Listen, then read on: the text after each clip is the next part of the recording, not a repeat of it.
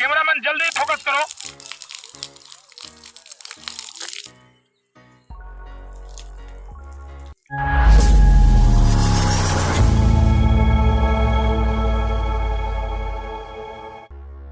তো গাইস আমাদের high speed water পাম্পটাকে তৈরি করার জন্য নেফলন টাইপের কিছু বডির প্রয়োজন পড়বে।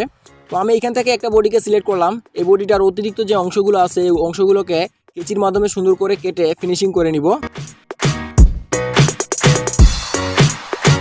তো এটাকে কেটে সুন্দর করে স্যান্ড পেপারের মাধ্যমে ঘষে নেওয়ার পর ফাইনালি এটাকে দেখতে কিছুটা এরকম হয়েছে।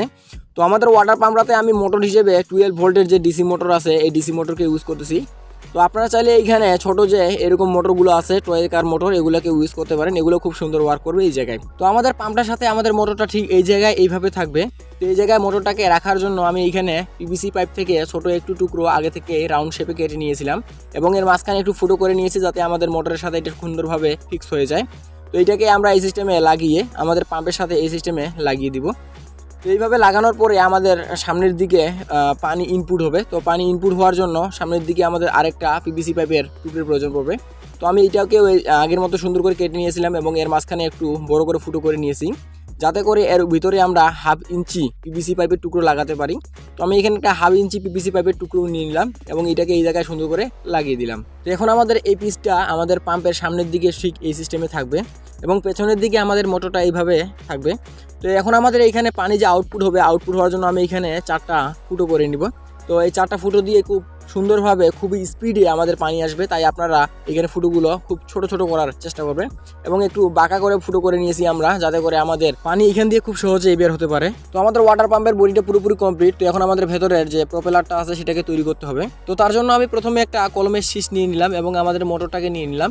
তো মোটরটার শেপটাকে আমি সুন্দর করে হিট দিয়ে নিব এবং হিট দেওয়ার পরে আমাদের কলমের শীষটাকে এই জায়গায় ঢুকিয়ে দিব এবং অতিরিক্ত যে অংশটা আছে ওই অংশটাকে আমি সুন্দর করে কেটে নিব। ভিডিও শ্যুট করার সময় দুর্ভাগ্যবশত আমাদের প্রপেলার মেকিংয়ের ভিডিওটা ডিলিট হয়ে যায়। দুর্ভাগ্যবশত তার কারণে আমি আপনাদেরকে অরিজিনাল প্রপেলার মেকিংয়ের ভিডিওটা দেখাতে পারতেছি না। তারপরও আমি একটা ডেমো তৈরি করেছি যে এই প্রসেস ফলো করে আপনারা অরিজিনাল প্রপেলারটাকে তৈরি করতে পারবেন। তো আমি এই সিস্টেমে অরিজিনাল প্রপেলারটাকে তৈরি করেছি। তো কলমের শীষটার উপরে আমি আগে থেকে কেটে নেওয়া পিভিসি পাইপের ছোটো ছোটো টুকরা সুপারগ্লুর মাধ্যমে সুন্দর করে এখানে একটার পর আরেকটা লাগিয়ে নিচ্ছি। তো আমি এখানে 4টা ছোটো ছোটো টুকরো লাগাচ্ছি। তো আপনারা এখানে 4টার বেশিও লাগাতে পারেন। তো পাখাটা রেডি হয়ে গেলে এর উপর দিয়ে আমরা সুন্দর করে এয়ারলাইট লাগিয়ে দিব। তো ফাইনালি দেখতে পাচ্ছেন আমাদের প্রপেলারটা এরকম হয়েছে।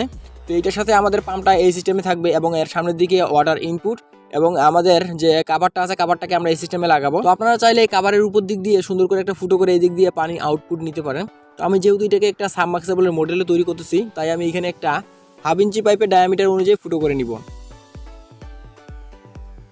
তো আমাদের ওয়াটার পাম্পটাকে তৈরি করার জন্য যতগুলো অ্যাক্সেসরিজের প্রয়োজন সবগুলোকে আমি এইখানে এক এক করে তৈরি করে নিয়েছি। তো এখন আমি এগুলোকে একটার সাথে আরেকটা জুড়ে দিলে আমাদের ওয়াটার পাম্পটা রেডি।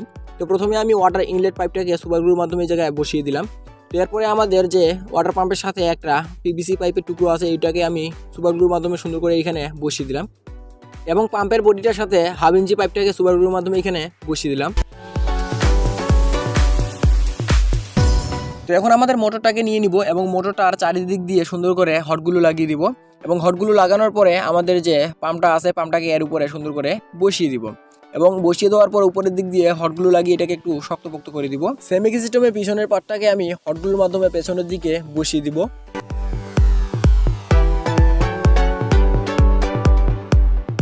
পাম্পের কাভারটাকে উপরের দিক দিয়ে খুব শক্তভাবে লাগিয়ে দিব এবং হটগুলোর মাধ্যমে পুরো পাম্পটাকে লিক প্রুফ করে দিব।